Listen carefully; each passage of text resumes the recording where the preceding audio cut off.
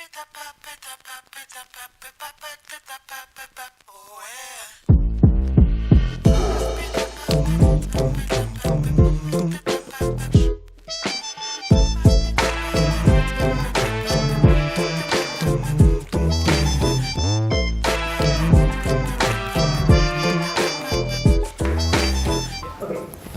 when I talked last time, it was 15 years ago, and I talked mostly about virus and virus diseases, which I'm not going to talk so much about this time. And I remember the first question was, how do I sleep at night? So you get used to it. Viruses are your friends. So I'm going to break the talk into two parts. First, I'm going to talk about viruses, a little bit of viruses in general, and what they've taught us about biology and what proteins are and how they work. Then in the second half, I'll talk about some of our own work, what we've learned about studying a particular class of virus, which I actually show here. These are papillomaviruses, HPV, and that's what my lab studies. So let's just start with a very simple definition. What are viruses? They're tiny. They're microorganisms. They infect cells, and they make more copies of themselves. And that's really all you need to know about viruses to start. So what are some viruses? Anybody know a virus? Shingles. Well, shingles is a disease caused by a virus. I hope that's not a personal thing. It's a very painful disease caused by a herpes virus. Any other viruses? HIV. Corona. Great, a lot of viruses are fantastic. HIV. Coronavirus. So HIV was when I first came to Yale, which was 1983 on the faculty. I've been here for more than 40 years. HIV was a lethal disease. Now, thanks to unbelievable advances and miraculous advances in antiviral therapy, it's a chronic disease that's well managed. People can live with this virus for decades. It's a fantastic story. Coronaviruses, relatively new in terms of our attention to them, caused COVID-19 pandemic. Interesting from a virologic point of view, they're the largest RNA viruses. 30,000 base pairs. RNA is a very unstable molecule. I don't know how the virus does it. It's really a remarkable story. Any other viruses? Look in here. Varicella, okay. Well, we heard about herpes, and we have pox viruses. That's a worry. Smallpox. Smallpox is the one disease that's probably killed more people than any other disease. It's also the only disease that's ever been eradicated. Only human disease that's ever been eradicated. West Nile, insect-borne disease. We're a real problem with arthropod insect-borne viruses because of global warming. These insects are moving north, and these diseases that used to be mostly tropical are now in this country. In fact, just 2 weeks ago, there's the first case of chikungunya virus on Long Island that was transmitted locally. So that's a worry. So that's nothing to do with chickens. Chicken pox has nothing to do with chickens either. So here's some viruses. We talked about some of them. What's the worst virus on that list? If you had one virus that you didn't want to be infected by, what would it be? Nah, Ebola's no problem. Rabies. You don't want rabies. People don't recover from rabies. Rabies is 100% lethal. Maybe there's one exception. So on a personal basis, rabies is the worst one. On a population basis, smallpox is the worst one because it's not supposed to be there. So smallpox is eradicated. If there's a case of smallpox, that is a major global emergency. So we're going to hope that's not going to happen. Okay, so the thing about viruses is that it's a moving target. So when I gave this talk 15 years ago, I showed this slide. And these are emerging viral diseases, which are diseases that are new or that were smoldering in the past but have come back burst into flame, into prominence. And so, there's a pretty impressive list of some of the diseases we mentioned. But that was 15 years ago, in 2010. This is the list now. So in the 15 years since I was in this room, there's a whole long list of new viruses we have to worry about that really weren't worries at all previously, including, of course, COVID-19, which is caused by SARS-CoV-2. We talked about some encephalitis viruses, Zika virus, which was around in the 1940s, was first described, but it was did not infect many people, did not cause much disease, but then burst into prominence, within the last 10 years. So there are a lot of viruses. And because of that, they've got a lot of attention from scientists and doctors, and have resulted in numerous Nobel Prizes for people who have studied these viruses. And so it's remarkable. Some of these are for propagation of poliovirus, which is done by Yale, by the way, John Enders, development of yellow fever vaccine, Harold Zerhausen discovered a tumor virus that I study, and so forth. So we think about viruses, you think about viruses mostly, as things that cause disease. But there's another reason why I think about viruses, and that is that viruses provide important insights into cellular processes. And as impressive as that list of Nobel Prizes for studying medically important viruses, it actually dwarfs the comparison to Nobel Prizes for studying viruses and what they've taught us about biology. So viruses have probably taught us more about biology than any other field.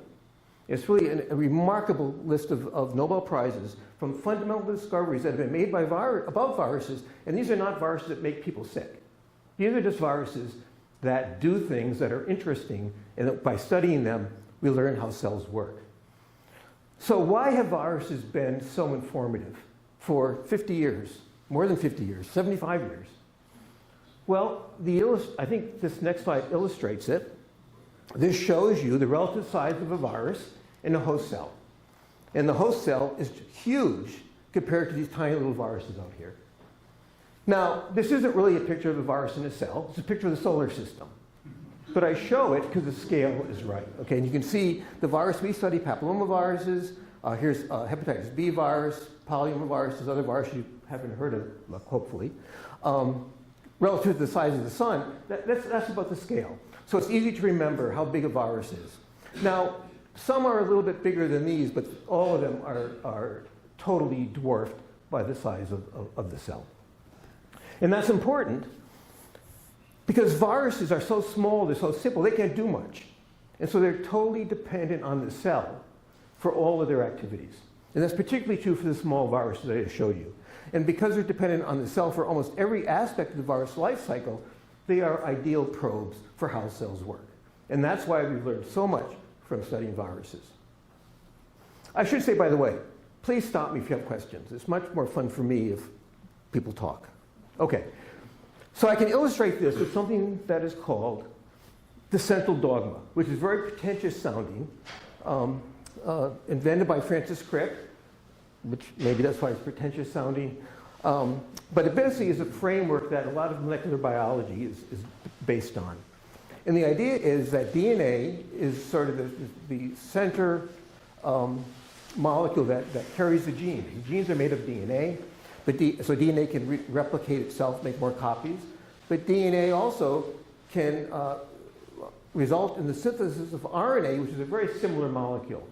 And then RNA, in turn, allows the synthesis of proteins. So it's DNA to RNA to proteins. And proteins and RNA are very different molecules. This is a very difficult step, and we actually call this translation. It's like translating from one language to another. They're so different. So this central dogma is largely developed based on studies of viruses. In fact, on studies of particular viruses that infect bacteria, which are called bacteriophage. So bacterial viruses, the first widely accepted evidence that genes are made of DNA came from studies of bacterial viruses. It's called a very famous experiment called the Hershey-Chase experiment, because the people who did it, they won a Nobel Prize. Well, the guy did. Hershey did. Martha Chase didn't. So DNAs of genes, first widely accepted evidence was the Hershey-Chase experiment done with bacterial viruses. The idea that DNA makes messenger RNA, which is an intermediate, came from studies of bacterial viruses. And much of what we know about how RNA makes proteins came from studying bacteriophage. So much of the central framework of molecular biology came from studying viruses. Messenger RNA, of course, new prominence these days. It makes vaccines. Many of you have gotten it through the COVID-19 vaccines. And I won't talk about politics. Now, viruses were also important for challenging this. This central dogma it turned out, was not complete. So, for example, studies of plant viruses showed us that in some cases, RNA can act as genes. And this was first shown for the tobacco mosaic virus in beautiful experiments. And now we know that many viruses have RNA genomes. Plant viruses, tobacco mosaic virus, many bacteriophage have RNA genomes, and many animal viruses, including COVID-19 virus, SARS-CoV-2, influenza virus, polio virus, they all have RNA genomes. Now, even more surprising was this finding that animal viruses can actually convert RNA into DNA, going back in the opposite direction. And they use this with an enzyme, a protein called reverse transcriptase, and this won the Nobel Prize for David Baltimore and Howard Temin. David Baltimore died about a month ago, and that was a great loss. He was a pillar of the virology community. And again, so it turns out that this scheme is very useful, it's inspired lots of experiments, but had to be revised over the years, largely because of studies of viruses. So DNA, though, and sometimes RNA, are the genetic material. They're the blueprint. What do proteins do? You know, proteins really are the nuts and bolts of how things happen. So the RNA and DNA, they're the generals. The soldiers on the ground are the proteins. So what do proteins do? Anybody know what proteins do? Oh, sorry? Build? Everything, hormones, tissues. Yeah, well, they absolutely form structure. Antibodies. They make antibodies, which protect us against infection. I can't hear what you said? Enzymes. Enzymes. Okay, what are enzymes? So the first thing I think about proteins is that they catalyze biochemical reactions, and it's a class of proteins called enzymes. We would not live without enzymes. Enzymes allow chemical reactions to take place at normal temperatures. Without enzymes, all our reactions would have to go at 150 degrees, and we'd all be dead. Okay? So enzymes are absolutely crucial, and one enzyme, particularly interesting, DNA polymerase, that makes DNA. So although DNA makes RNA makes protein, proteins are required to make DNA. Most enzymes are proteins. Sid Altman at Yale showed that, in fact, occasionally RNA can act as an enzyme. A big surprise. He won a Nobel Prize for that work. But the vast majority of enzymes are proteins. But they do lots of other things, some of which were mentioned. They can transport things. So hemoglobin transports oxygen to our tissues. There are many transport proteins. They can transmit signals, hormones like insulin, and some neurotransmitters are proteins. They carry information. They can detect other molecules. Those hormones have to bind to something, and they're usually other proteins. They defend against invaders, antibodies, or interferon. Those are all proteins. They can regulate genes. They can turn DNA on and off. P53 and RB are two important proteins that turn genes on and off. They actually are very much involved in cancer, and they were both discovered thanks to studies of viruses. They generate force, myosin, in our muscles. That's a protein. And they form structure. Someone mentioned collagen is a very important protein for structure. If you have mutations in your collagen gene, you're in trouble. Okay. So, and there are others I didn't list here, but these are some of the obvious ones. So proteins do lots of different things, and they have vast complexity. That's what makes them interesting. So what do proteins look like? And I like to say proteins look like text. Okay, this is a protein. Okay, so text has 26 letters in English. The order, meaning comes out of the order. The sequence of letters determines meaning. Every letter has a different meaning, has a different sound, has a different shape. Okay. It's exactly the same for proteins, but the subunits aren't called letters, they're called amino acids. So it's a string of amino acids, it's a sequence of amino acids that determines what a protein is. And this is about the size of a sort of a small to moderate sized protein, about 400 letters here, 400 amino acids would be sort of an average sized protein. It's a paragraph. So think of a protein as a paragraph. Some proteins are smaller, they're sentences, some are bigger, they're chapters. This text is the last bit of the last sentence of Ulysses of James Joyce. That paragraph goes on and on for 50 pages, and there is a protein that's that big. But most sentences and most proteins are much smaller. Most proteins are the size of a paragraph.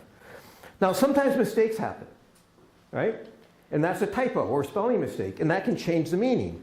So for example, here, Molly Bloom wants to put a rose in her hair, and you can have a mutation, and she wants to put a nose in her hair. Change the meaning. It's a very simple change. You can change the meaning. And that happens for some mutations and some diseases. So for example, sickle cell anemia is a terrible disease. It's caused by that sort of single change. Tay-Sachs disease is caused by that sort of single change. Sometimes the changes are more dramatic, where the whole block of text might change, and she wants to put a horse in her bathtub. A more dramatic change, but again, it could kill protein function, and sometimes you just have a big deletion. And that obviously will affect what proteins can do. So the sequence is really important, and that determines the shape of the protein and what the protein can do. And so this just gives examples of some shapes that proteins take, and you see they're all over the place. Some are sort of blobs of spaghetti, some from these very intricate structures, some form these tightly packed structures, and it's all determined by sequence. And in fact, 2 years ago, people won a Nobel Prize for developing a way to, just by looking at the sequence, type it into a computer, it will tell you what the protein structure looks like. A remarkable advance. People have been trying to do that for 60, 70 years. It's called AlphaFold, and I'll give you an example later how well it works. So each of these proteins shown here has a different function, they have a different shape, they have a different biochemical properties, because the individual amino acids all have different chemistry. And so here's an example of a protein. I don't even know what it is. It might be hemoglobin. There are 4 major subunits. I don't know what it is. Most are very complex. There are hundreds of amino acids, size of a paragraph. And each amino acid, each one of those 20, has a different chemistry. So for example, here's an amino acid that has a 6-membered ring, a hexagon. Here's one that has a 5-membered ring. Here's a straight amino acid. Here's one with a branch at the end. So each amino acid, each of those 20, has different chemistry, and the sequence allows them to fold and to carry out chemical processes. Okay. So, based on what I've told you, I'm going to tell you 3 basic facts about proteins that are not so central dogmas, but people would accept these. Okay, number 1, that proteins are complex molecules. Their activity depends on the diverse chemistry of many amino acids. Okay. Second, the amino acid sequence of a protein determines what its activity is. And third, the amino acid sequence of a protein determines its shape. And I think any person would basically accept those, at least at face value, as being true.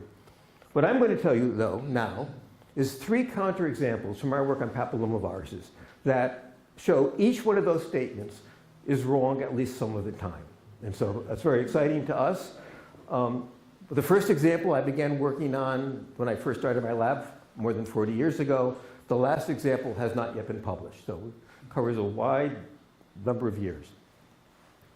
So proteins are complex molecules, so activity depends on the chemistry of many different amino acids. I'm going to tell you that,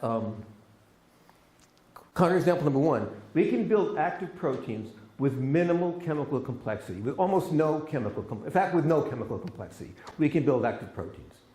Now, to understand and appreciate that, we need to look at what a normal protein looks like in great detail. So normal proteins, there are new methods, cryo-EM, which I'll mention later, to look in great detail at the internal structure of a protein. And it looks something like this, okay? A lot of activity, a lot of things going on, a lot of different amino acids, a lot of meaning that you can take out from looking at the sequence, the structure of these proteins. So I'm going to tell you about a protein that doesn't look like this, but rather looks like this. There's still a lot of meaning, right? Everyone knows what we're seeing here, but it's very simple. So how did we get here? Well, we got here from studying this thing, which is a cow with big warts, okay? A cow wart, bovine papillomavirus, very similar to the virus that causes cervical cancer and viruses that probably most people in this room have been infected by, okay? And we got interested in this virus, and what this virus can do is it can cause cancer, the equivalent of cancer in cells in culture, and that's shown here, that these are normal cells, a plate of cells, and these are cells, all these blobs. And these blobs are the equivalent of cancers. And it's caused by a single viral gene that we study. It's called the E5 gene. So if you just put one gene into these cells, you can take normal cells and make them cancer cells. So we studied this protein for a long time. And we figured out how it worked. and it's a very interesting protein. It's very small. It's a sentence. It's not a paragraph. This is among the smallest proteins known. It's only 44 amino acids, this E5 protein. But even though it's very small, it still has that chemical diversity. So if you look at it, look at the first few amino acids. These are all different. Methionine, proline, asparagine, leucine, tryptophan, phenylalanine. They're all different. Look at the end cysteine, serine, threonine, glycine, leucine. They're all different. So this very small protein has 18 different amino acids in it. 18 out of the 20. It has almost the entire set of amino acids in a very short stretch. But it's pretty simple as a protein. Most proteins are much bigger than this. And so we realized that we could do something interesting by studying this protein. And that was we could build artificial proteins that are modeled on this protein. And so the way we did that, and again, stop me if you need help understanding what I'm saying. We took this protein, we took out the middle of the protein, and we replaced it with amino acids in random order. So we took out the normal sequence and just put in randomly organized amino acids. Yeah? How did you decide what length of I'm sorry? How did you decide what length you should? Well, initially we just took out the middle third, basically. Okay. It turns out, I'll show you in a second, you don't need any E5. You have, but in our first experiments, we randomized 15 amino acids. Okay. And what we do then we express millions of proteins in cells. When we randomize it, we get many, many different sequences. And we express millions. I've showed here only 5. And I show them as dimers because E5 tends to form, 2 molecules of E5 come together. Then we can impose selection to find the 1 out of a million that does what we want. So we can take we call them a library, a collection of a million proteins, and find one that does what we want by using genetic selection. And what we select for is simply those little bumps of those cells, which I showed you. These are genes that we selected for genes that can form cancer, basically. Okay, so this worked. So we're able to build new proteins that never existed in nature that are biologically active. And so we wondered, could we use this to define the minimal chemical complexity to make an active protein? How simple can a protein be and still work? So I had a graduate student, Erin Heim, who doesn't do things by half. She said, okay, let's make it really simple. So she made a protein that was only 25 amino acids that we random ordered. They all started with M, which is methionine, because all expressed proteins start with methionine. So methionine and then 25 random amino acids. Okay? No sequences whatsoever that ever evolved or ever existed on Earth before, right? And then how did she randomize it? 2 amino acids.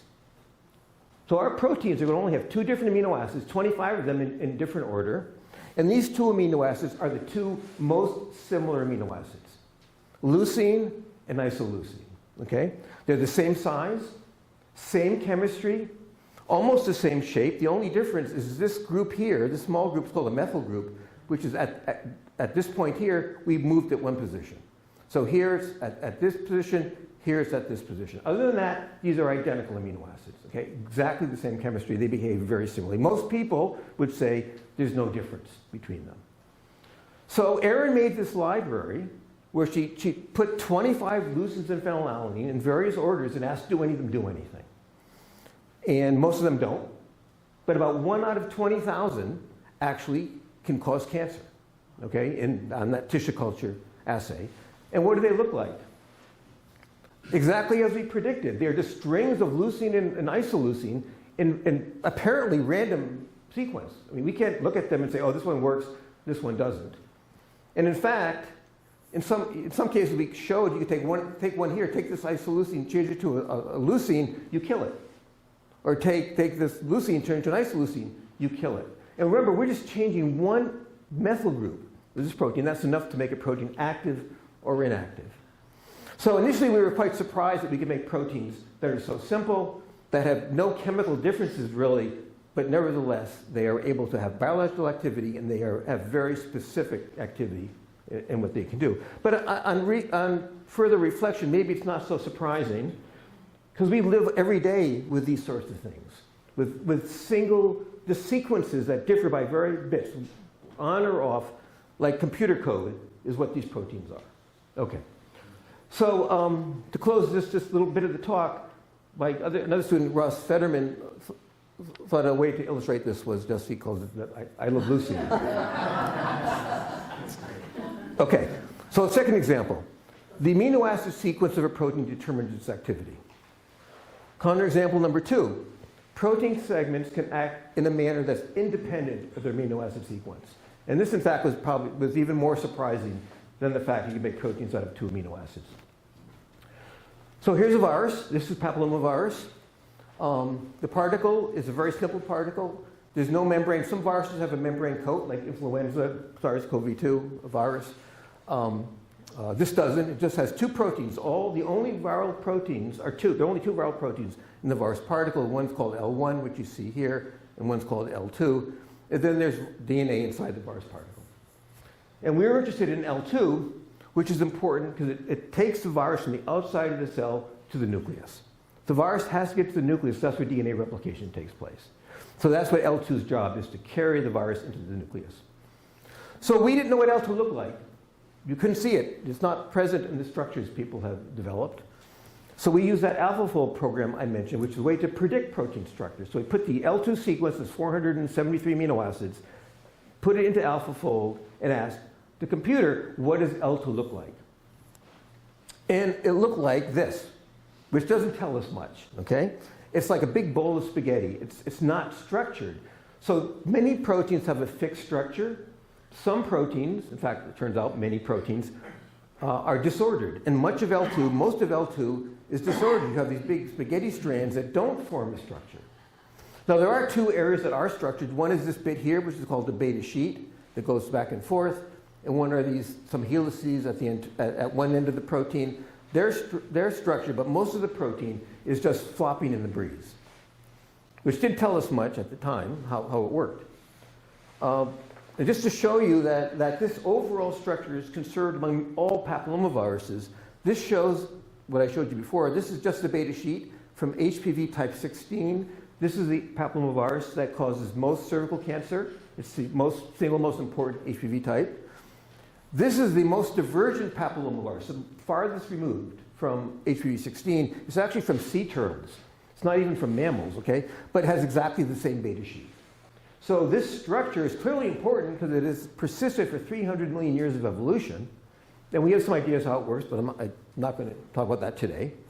And then next to it is this other, sort of this loopy structure. And all of the papillomaviruses have a structure like this, but each one is different. So although the beta sheet is conserved, and the fact is a loopy structure is conserved, the actual loop of the structure is different. Now, one of the great things about discovering things, you can name them. And we said, what do we name this thing? And we looked at it. What does it look like? So we decided we named it the roller coaster. So you have the roller coaster and the beta sheet. And these things are present in all papillomaviruses. I have a question. Yeah. So the N terminal is very different in the 2. Is that of any consequence? I'm sorry? The N terminal is very different in the 2. The N-terminal helices? On the other slide? Yeah, it's all important. Okay. It's all important. It wouldn't be there if it wasn't important. Again, all papillomaviruses have both of these elements. They have this N-terminal bit and they have this central bit, but most of it's not structured. Okay. So, to tell you what we did, I'm going to first summarize it on this slide again, and then I'll show you one piece of evidence. Okay. So again, here's our text. Here's our protein. And we were asking what parts of L2, and in fact, this is exactly the size of L2, what parts of L2 are important for it to allow the virus to infect cells? Because L2 works, as I said, to get the virus into the nucleus. So we first just made a deletion. If we delete this bit in here, about 50 amino acids, protein is totally dead. And that's not surprising. You take out a big chunk of the protein, you're going to lose activity. What was really shocking to us is that we could make a clone, make a mutant protein where we put in a totally different sequence and restore activity.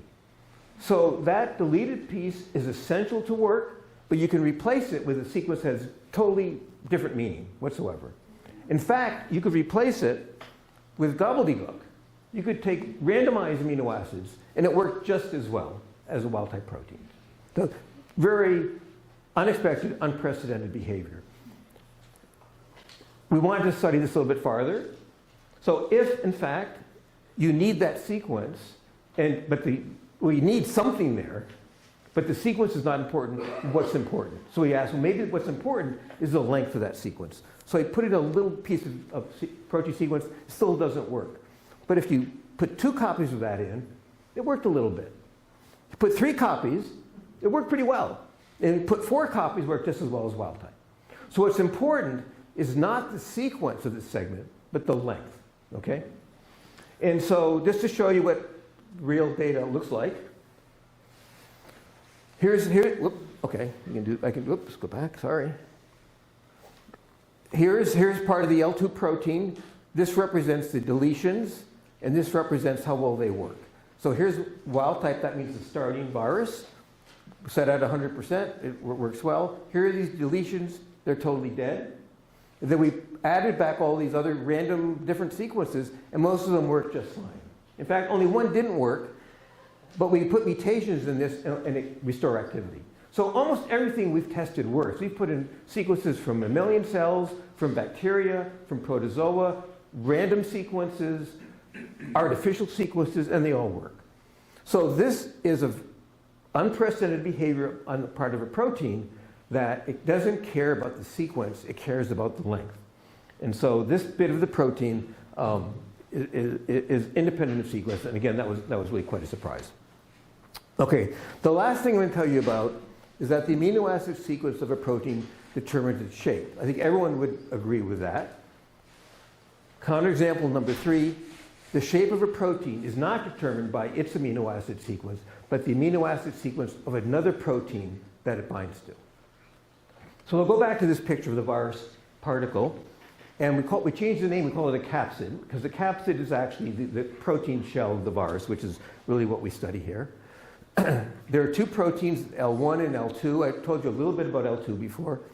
This is all L1. People solved the structure of L1 30 years ago. People had not solved the structure of L2 until about 3 months ago when we did it, okay? So how do we do that? Well, we use 2 very powerful new techniques. One is cryo-electron microscopy, cryo-EM, which is a very, very powerful microscope that can magnify things 100,000 times. And to prepare your samples, you have to freeze them. That's why it's called cryo-EM. And this has really revolutionized structural biology over the last 10 years or so, another Nobel Prize. The other was this AlphaFold modeling that I told you about that, go too fast, I'm too excited. AlphaFold modeling that is a computational way of putting in sequence and interpreting structure. Okay, so cryo-EM. And I should say we did not do the cryo-EM ourselves. We don't know how to do that. We had a collaborator at Yale who has been terrific, Jun Liu, who did the cryo-EM work. But we gave them the viruses, so we had our hand in it. So we gave them 2 different preparations of viruses, one that only has L1, because L1 is all you need to make a virus particle. And in fact, that's the vaccine. If any of you have been vaccinated or your children have been vaccinated, the HPV vaccine is an L1 virus particle. We also made an L2 particle, L1 and L2. So that's a complete particle. And you can see they look about the same. You can see the subunit structure in here, so it actually looks like a virus. There's no question this is a virus from what it looks like.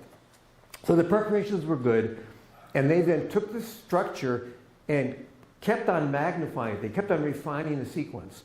And so after the first round of magnification, it looks like this, and this is now cross-section to the virus. You can see the outer rim of the virus, and all of this stuff here that you see, that's L1. In L1, 5 molecules of L1 come together and form a pentamer. And so this shows this is 1 pentamer, and there are 76 pentamers in the virus particle. But what you notice that underneath these pentamers, there's a hole, an empty space that's not filled with anything. But this is the L1 only virus. If you look at the virus with L1 plus L2, that hole's filled. See that? So now there's a little bit of a density underneath each one. So that's L2. For the first time, we can see the L2 protein.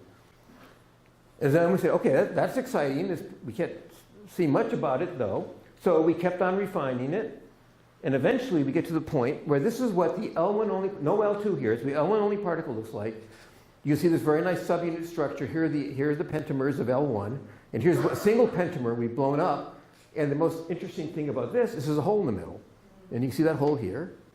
So this is without L2. And you can take this pentamer and turn it on its side. This is a side view. What does it look like if we do the same analysis of the virus that has both L1 and L2? There's something there that wasn't there before. And that is the L2 protein. And the striking thing about the L2 protein is it has a finger. So this is totally unexpected. It has a finger that extends into this pore. So very exciting. We have some idea finally what L2 looks like, and does that tell us anything about how the virus works? Well, it does, but first off, it tells us a lot about protein chemistry, because it doesn't just have a single structure. In fact, the structure of L2, you can see it's pretty fuzzy. We can't see individual strands that we can of L1. That's because there are many different L2 structures. Okay, here's 6. There are hundreds, actually. And you can see that each one, they're all related, they're very similar. They all are in this chamber underneath L1, and they all have this finger sticking into the pore, but the actual details of the structure are different. So we interpret it that L2 does not form a unique structure in the capsid, but rather an ensemble of related structures, all of which have a finger, all of which are in the same place, a single L2 in every pentamer, but there are many different L2 structures. The other thing that we learned, which is surprising, it's too small. It's about this, the size of this protein is only about 2/3 the size of what L2 should look like. So what could be going on? Some of L2 is missing here. Could it be that something gets out of the capsid, and if it gets out and it's floating around, we can't see it by this technique? Or maybe it's underneath here and floating around and we can't see it. Or maybe it's sticking into L1, interdigitating somehow, and we can't see it. So to resolve that, we turn to AlphaFold and say, okay, let's use AlphaFold to model not just L2, but L2 plus L1. So we put in 5 molecules of L1, 1 molecule of L2. What does it look like? So this is I just took L1 away to make it simpler so we can see L2 better. So this cloud here in pink, that's the cryo-EM structure. That's what I already showed you. Okay? And here's the AlphaFold shown in yellow, and look how beautifully they overlap. AlphaFold says, guess what? There's a finger there. Guess what? It's compact underneath the L1 particle, but there's all this stuff here we never saw before. This is a missing part of L2 that we couldn't see because it moves around too much for it to be seen by cryo-EM. And these models are so perfect. You can see that AlphaFold predicts that what the finger really is a hairpin, that a stretch of amino acids somehow emerges from this bulk of L2, comes up here, forms a loop, and then comes back down and re-enters L2. So this is a hairpin. And what's really exciting, for those of us who care about these things, is the prediction is so perfect. There's even a hole in the cryo-EM structure. That's exactly where these two strands diverge to go back into the main body of L2. So this is a really good structure based on that where the cryo-EM and the AlphaFold align perfectly, other than the fact that we can now see parts of L2 that are invisible. Okay, so I showed you before what L2 looked like, free L2, and it's this big spaghetti strand. This structure is very different. It's much more compact, much less flexible, and has a finger. So the presence of L1 forces L2 to form a defined structure.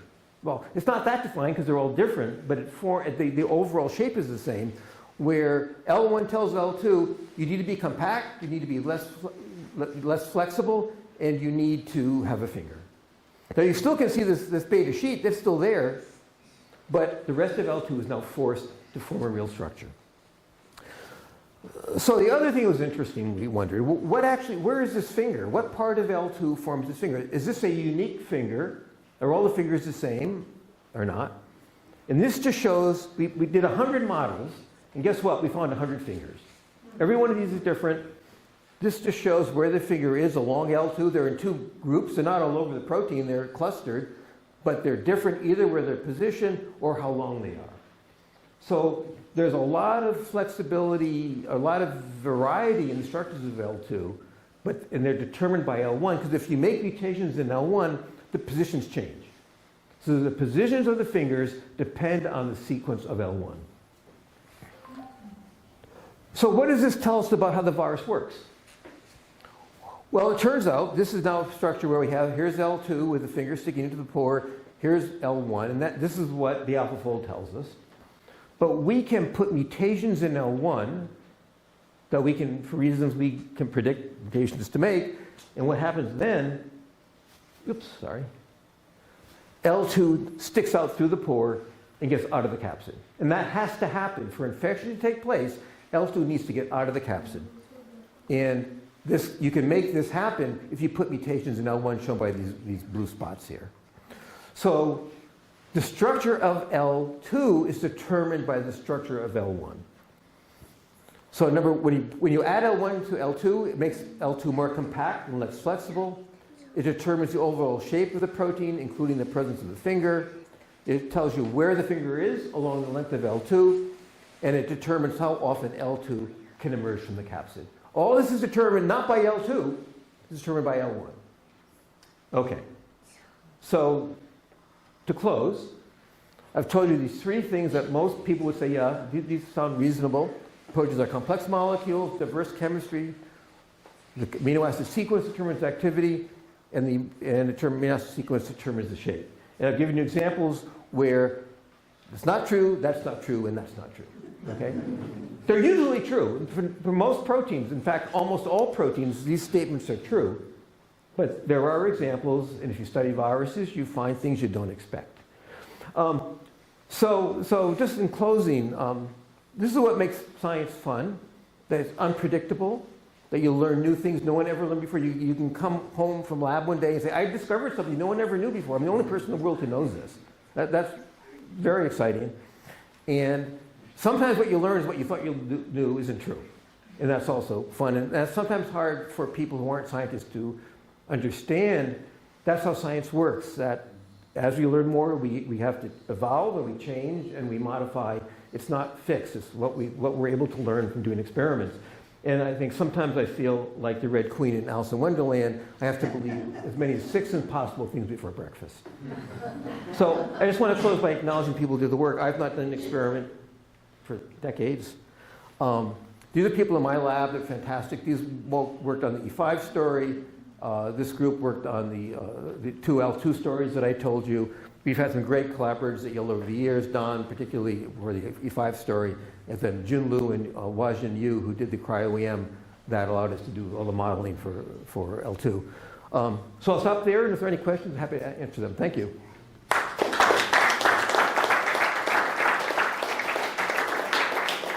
Yeah. An example where you removed the whole line of sequencing, and it caused the structure not to work. Right. And then you added a little bit Right. back in. Yeah. Do you know why that's so? Why you need to have that whole line there? Well, you mean why it has to be a certain length to work? Is that what you mean? What L2, I showed you L2 sticking out, right, in my last pictures. It turns out it has to be long enough to stick out far enough to work. It has to actually not only get out of the capsid, get out of L1, it has to actually stick through a membrane and then bind something on the other side. So it has to be long enough to reach over. And I think that's a lot of it. It might not be all of it, but I think a lot of it just has to be long enough in order to reach where it has to go. So it's a conductivity issue between layers. Yeah, it has to get through 2 layers. Has to get past L1. Has to get past the membrane. That has to be long enough to have enough of it outside the membrane to bind something else. I think it's more complicated, but to the first approximation, I think that's what it does. Yeah. What if you put in that blank space a known sequence for some of the gene?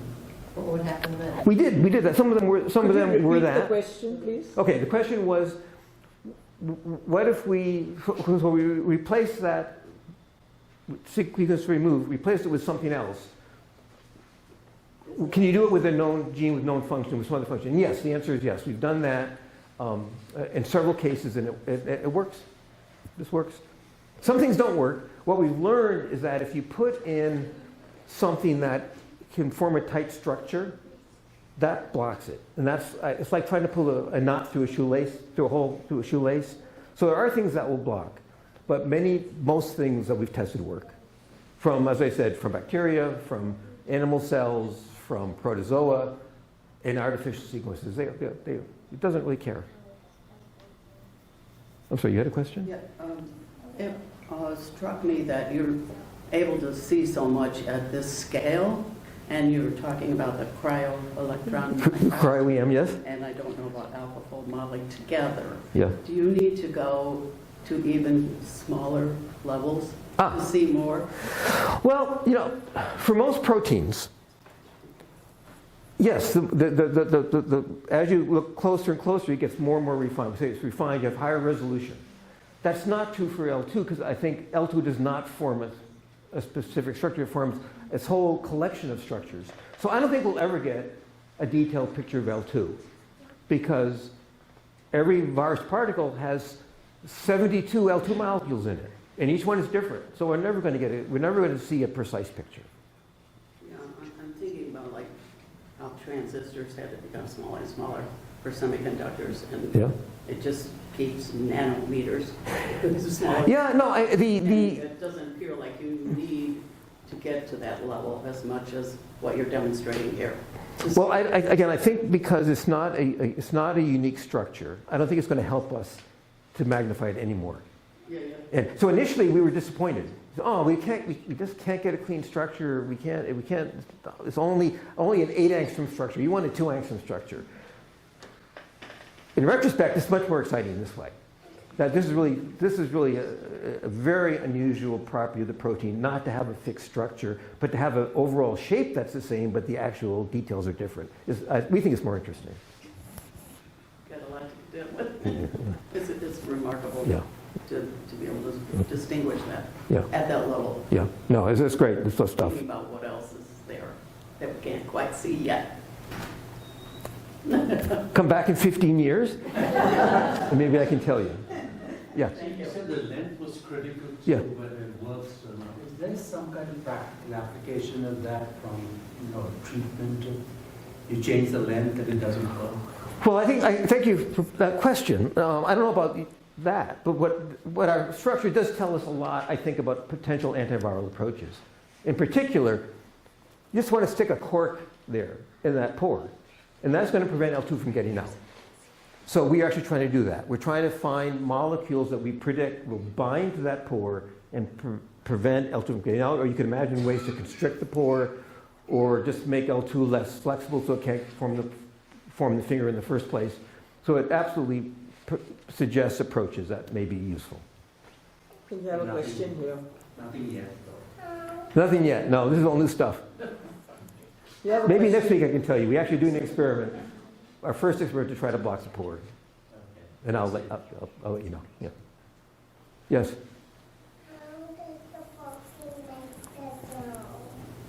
How do you know?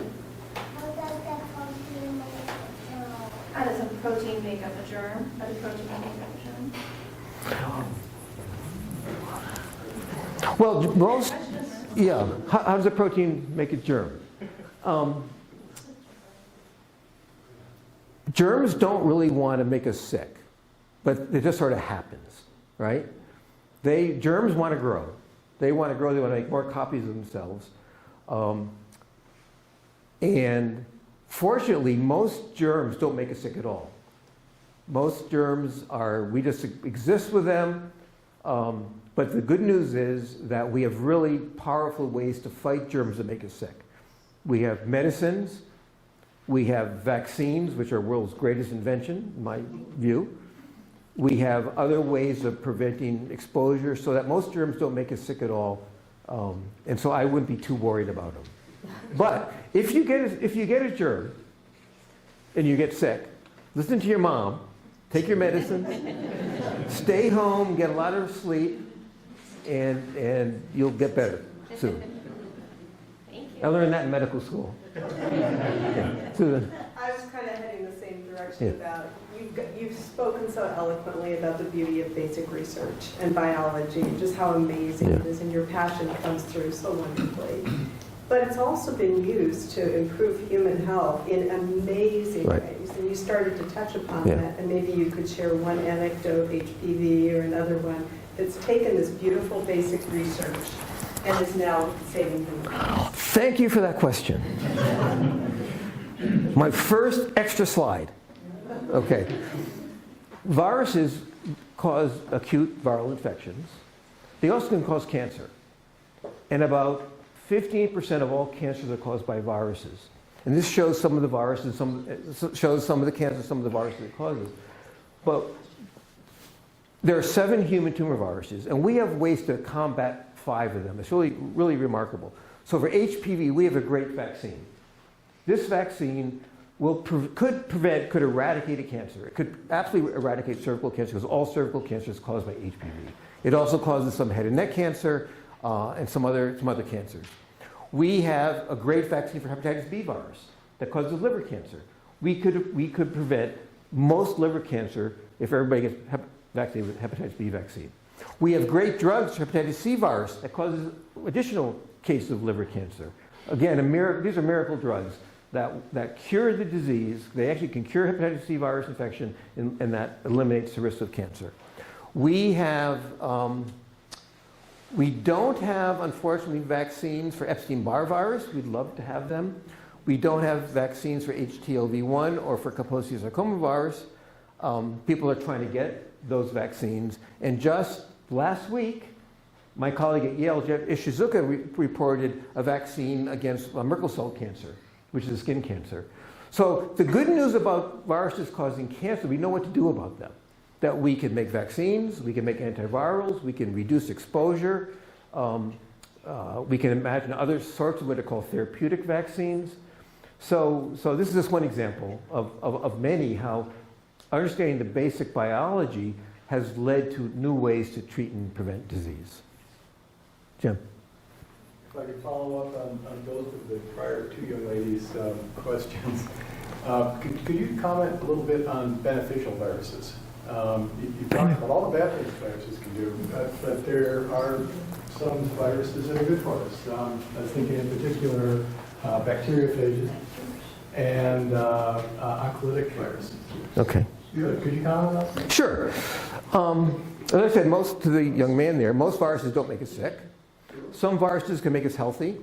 So the idea that bacterial viruses can be used to treat bacterial infections. This is an idea that's been around for more than 100 years. It sort of went into decline for a long time, but now has been resurrected and is being used. And again, someone at Yale's a leader, Paul Turner, in this area. And the hope is that these viruses, these bacterial viruses, may be able to treat infections that are resistant to antibiotics. And that's what they're being used now. And so that's a very active area of research. Oncolytic viruses are viruses that specifically replicate in cancer cells. And so there's a lot of research, again, trying to develop. None of them are used broadly clinically. Some are approved in China, I know. But the hope is that, or they're designed to replicate and kill cancer cells and not kill normal cells. That's the idea. And also that they will attract immune molecules to the cancer cells. And so there's active research trying to develop oncolytic viruses as well. And then the viruses have a huge effect on the ecosystems. Things like bacteriophage can infect algae that perhaps are important for oxygen and CO2 balance. And so we don't really understand very much about that. But if there were no viruses, we'd be in big trouble, because the entire ecosystems would be out of whack. And so viruses are your friends. Yeah. You did mention the critical role of viruses in CRISPR, making it work. Yeah. Well, okay, so CRISPR is a technology that is used to modify genes. And viruses are used to introduce genes for gene therapy. Used to introduced genes for a type of therapy called CAR T cells, which are a type of immune therapy. Those are all based on viral delivery. But CRISPR itself was discovered because viruses, well, I should say cells need CRISPR to protect against viruses. So Jennifer Doudna, again, I have to keep on saying this, who used to be at Yale, we lost her, developed ways to use CRISPR to modify genes. She won a Nobel Prize a few years ago for that. But CRISPR itself arose because cells wanted to defend themselves against viruses. And CRISPR is an antiviral mechanism.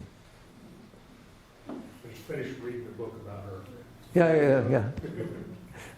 Yeah. You mentioned therapeutic vaccines. Can you talk a little bit about the history, how they were invented, and some examples of how they used? Okay, so the vaccines that we usually think about are vaccines that prevent infection.